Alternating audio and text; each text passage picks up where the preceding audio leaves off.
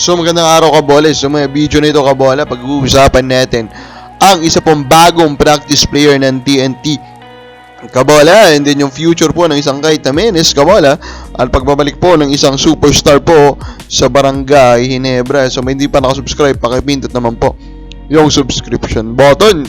Itong comments mo ng mga fans, Ronald Berbusidad, shoutout sir. Rakista Medina, shoutout idol from Alcobar KSA, shoutout po. Troc Diong, dapat kunin ulit ng SMB si Stan Hardinger at kumuha ng power forward yung kayang tumira ng 3 points or 4 points, sabi niya kabola.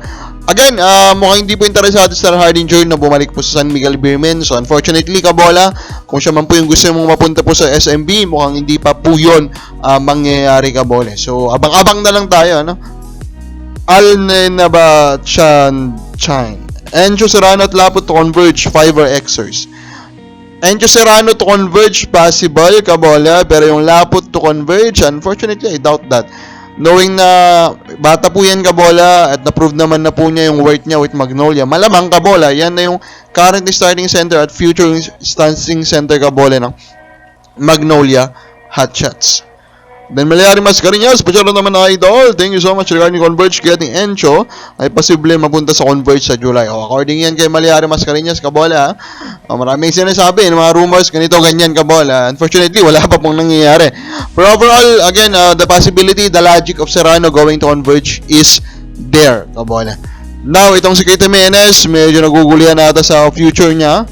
Kasi connected daw siya ngayon sa Zamboanga Valientes, pero meron pa siyang kontrata o nare-receive na salary from his contract with San Miguel Beermen.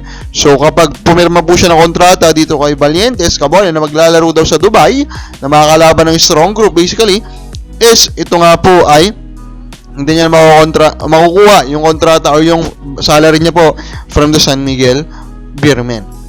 Jamie Malonzo finally will return kabola. Ito, inaabangan talaga ito kabola. Tingnan natin, diba? Kasi of course, may accusation sa kanya na medyo tumaba na siya, out of shape kabola. Now babalik na siya to prove, trying to prove kabola that he's still on shape kabola, that he still can play kabola, that he's still a future superstar dito po sa PBA. Naulipat lang tayo ng konti sa Miami Heat kabola, no? So itong si Jimmy Butler ng Miami Heat kabola, nag-request na ng trade.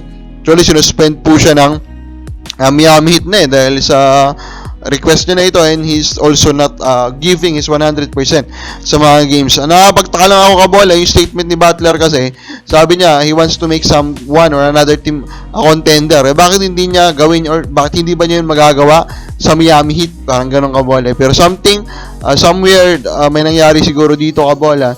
Pero tingnan natin, no, kung magagawan pa po ni Jimmy Butler na magkaroon pa ng last hurrah kabola with another team, kasi malamang yun naman yung gusto niya pong mangyari. Now, sa TNT naman, Cam Hawkfish kabola, yung nakita po na bagong practice player nila is 6'8 kabola. Alam naman natin, loaded actually sa malalaking player ang TNT. Then si JP Eram, Kelly Williams, Brandon Roser kabola, Henry Galinato. Unfortunately, medyo may issue lahat yan, maliban siguro kay Galinato. Other than mabata pa si Galinato. Like, Williams is old, Eram is injury prone, kabola, and then of course, Roser is also injury prone. So, Hawkfish, a 6'8 player, practice player pa lang daw, tutulungan nilang mag-back to shape, kabola, then titignan nila kung mabibigyan nila ng kontrata. Overall, of course, we are a fan.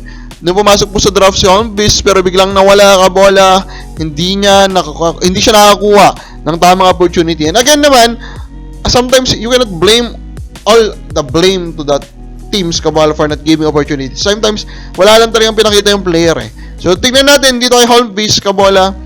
I think I saw a very high IQ kabola and willingness to shoot and be a modern big man kabola. So I think the potential of Hawkfish is high. Kababal sa palagay mo, dapat mong papirmahin ito ng TNT? Comment lang po sa baba.